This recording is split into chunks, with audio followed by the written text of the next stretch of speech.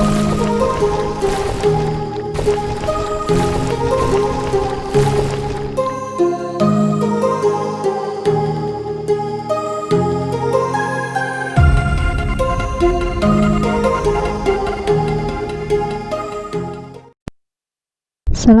warahmatullahi wabarakatuh. Selamat datang, selamat berjumpa kembali pada pembelajaran konsep dasar matematika.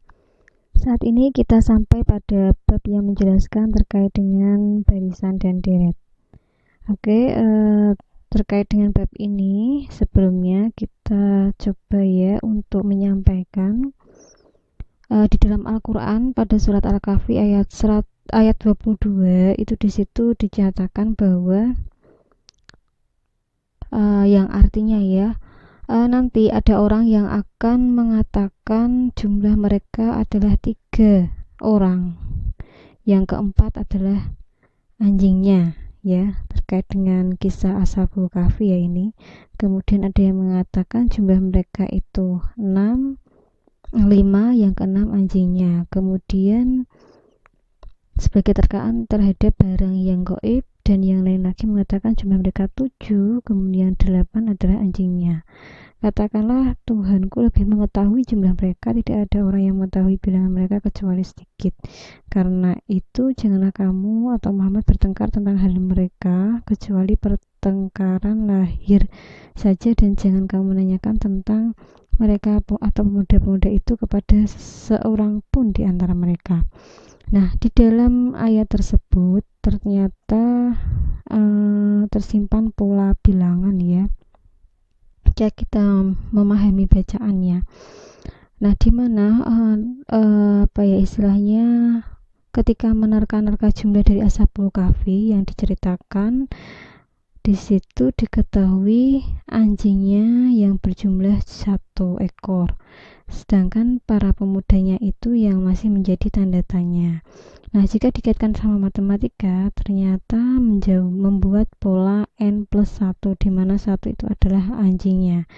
Nah, di situ ada yang menyatakan di ayat tersebut ya 3, berarti sini ya, karena dari 3 tambah 1 ke 5, maka 5 orangnya 1 anjingnya, dan 7 plus 1. Nah, seperti yang tadi ayat tersebut, jika jumlah 7 maka 8 anjingnya. Jadi selama berabad-abad yang lalu sebelum ada ahli matematika ya, Johann Carl Friedrich menemukan rumus deret aritmatika, rumus itu sudah ada di dalam Al-Quran ya, karena sesungguhnya Al-Quran itu kalam Allah dan semua ilmu yang ada di dunia ini berasal dari Allah. Jadi pola bilangan ini sebenarnya sudah ada di Al-Quran ya, sudah lama. Nah, langsung saja kita ke materi barisan dan deret. Mungkin kalian sudah pernah mempelajari ini baik di tingkat pendidikan dasar ya, seperti di SMP atau MTS, dan di menengah aliyah atau SMA terkait barisan dan deret. Oke, kita coba belajar lagi. Sebelum berbicara deret ya, kita harus dulu yang namanya adalah barisan bilangan. Nah, apa sih barisan bilangan? Barisan bilangan itu adalah susunan bilangan yang mempunyai pola. Nah, di sini harus ada pola tertentu ya, di mana dia itu ada aturan antara satu bilangan dan bilangan sesudahnya. Nah, untuk simbolnya suku pertama U1, U2, dan suku N itu UN. Maka kalau ditulis, kalau yang namanya barisan itu berarti pakai tanda koma ya, U1, U2, U3 sampai UN. Sebagai contoh, ini adalah barisan bilangan dari kuadrat ya, 1,9,25,49, di mana di sini ini itu 1 kuadrat, 3 kuadrat, 5 kuadrat, 7 kuadrat. Jadi ini barisan bilangan dari kuadrat bilangan ganjil. Nah, jika suatu barisan dijumlahkan, maka akan memperoleh U1 tambah U2 ditambah ini ya. Nah, itulah yang namanya deret. Jadi kalau deret itu bentuknya adalah tandanya plus, tapi kalau barisan itu tandanya dipisahkan koma. Nah, di dalam penjumlahan beruntun, UN juga disebut sebagai suku penjumlahan yang ke N ya. Nah, merupakan N itu ya bilangan asli yang tak terhingga. Oke. Kemudian deret tersebut dinamakan menjadi deret deret berhingga. Jadi N-nya itu ketika N-nya itu berhingga, maka deretnya juga deret berhingga. Nah, kita coba ke barisan dan deret ya. Jadi barisan dan deret itu sebenarnya ada dua, yakni satu, ya benar ya, aritmatika. Yang kedua adalah geometri. Oke. Sekarang di aritmatika dulu. Nah, di aritmatika misalnya ada ini ya, 1,6, kita cek dulu. Di sini berarti ini ditambah 5 ya. Ini tambah 5. Ini tambah 5, berarti ini berpola ditambah 5, maka bisa dicari bedanya itu adalah ya jarak ya antara suku pertama ke suku kedua, suku kedua ke suku tiga, dan seterusnya, diperolehlah 5. Jadi kalau bentuknya aritmatika tinggal dikurangkan atau ditambahkan. Kemudian yang kedua, yang di sini ternyata ini dikurangi ya, dikurangi 2, kurangi 2. Nah, berarti bedanya adalah negatif 2. Dengan demikian, suatu barisan disebut barisan aritmatika jika N berlaku hubungan ini. Kalau ada UN dikurangi N-1 itu sama dengan B. B-nya itu apa? B-nya itu adalah beda, suatu konstanta yang tidak tergantung pada N. Nah, ini bisa dikatakan UN itu sama dengan A plus N-1B. Ya, jadi bisa dijadikan rumus ya. Suku kelima, berarti kalau ada suku kelima itu sama dengan A nya ditambah 4B, kayak gitu ya. Suku ketiga berarti A ditambah 2B. Nah, sekarang ke barisan dan ini dulu. Oke, di suku-suku barisan aritmatika itu kan ini U1, kalau dijumlahkan kan jadi deret. Nah, deret itu ternyata mempunyai persamaan. Misalnya kita hasil penjumlahannya itu kita tulis dengan SN ya.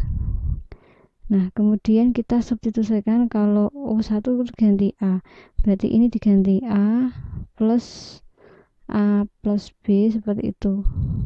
Kemudian sampai A plus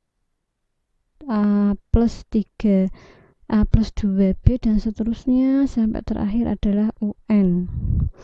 Nah, nanti UN ini ya, maka UN-nya itu kalau UN yang min 2 itu jadinya UN min 2B.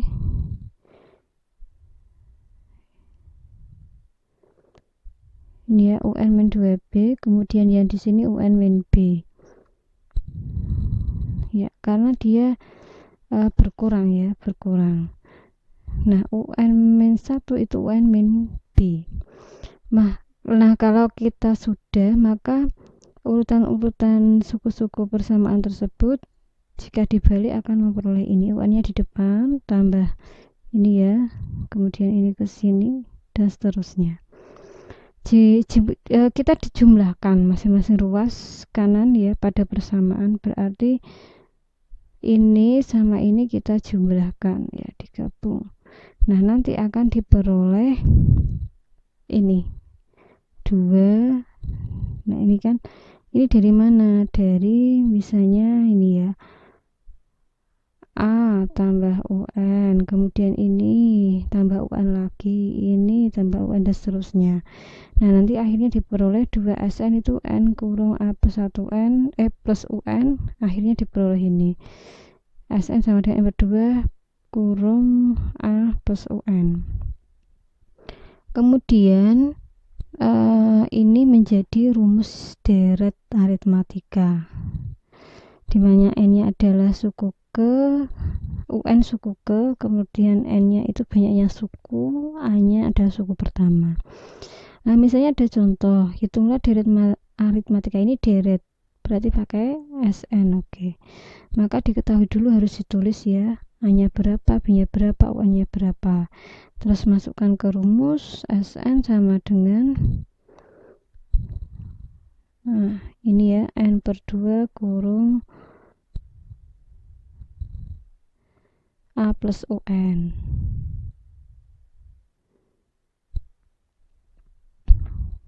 Nah, di sini kalau sudah memperoleh UN, berarti kita cari UN dulu. UN itu adalah A plus N min 1B.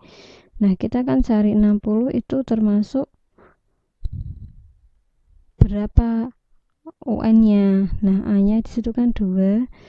Berarti ini sukunya belum diketahui, berarti ditambah bedanya ini ya, 2. Berarti di sini N min 1 kali 2.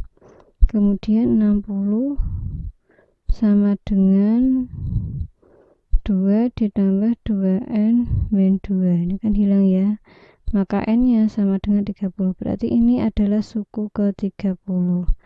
Nah, baru dicari rumus ininya ya. Berarti 30 bagi 2 15, ini kali 62. Dan akhirnya 930. Nah, kita lanjutkan terkait dengan materi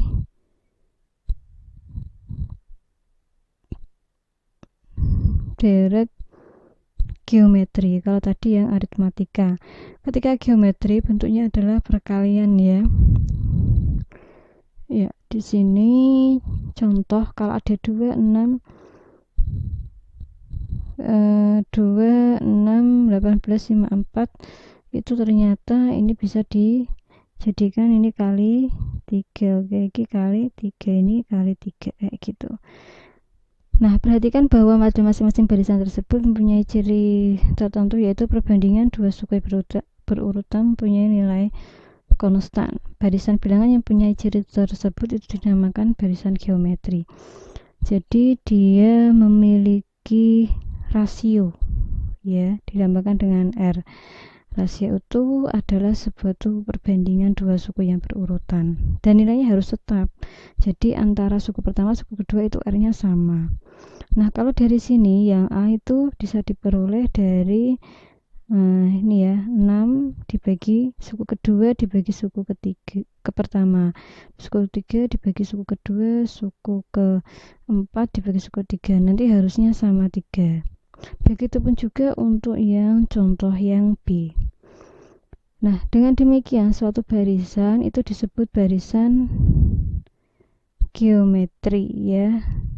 Jika untuk sembarang nilai N kita ambil saja ya dengan R suatu konstanta yang tidak bergantung. Jadi kalau yang namanya deret itu kita kan jumlahkan. Nah, kita cari coba untuk mencari menyusun rumusnya ya. Maka Sn itu kan tinggal ditambahkan 1 tambah U2 tambah U3 sampai UN. Akhirnya kan diperoleh A, AR. Nah, ini ya. Kemudian kalau ini ditambahi R di depan,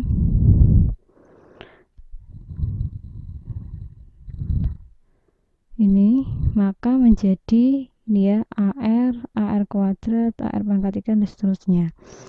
Kemudian kurangkan ruas masing-masing ruas pada persamaan 1. Nah, ini kemudian dikurangi. Jadi setelah dikurangi akhirnya kosong-kosong ya masih adalah A dikurangi AR pangkat N. Nah, kalau sudah ini kan perkalian ya, maka bisa dibagi akhirnya menjadi Sn adalah A kali 1 min R pangkat N per 1 per N atau R pangkat N 1. Nah, ini rumusnya ada 2 dan itu tergantung dari nilai rasionalnya. Nah, berdasarkan dari perhitungan di atas, jumlah suku pertama suatu deret geometri dapat dilakukan melalui hubungan sebagai berikut.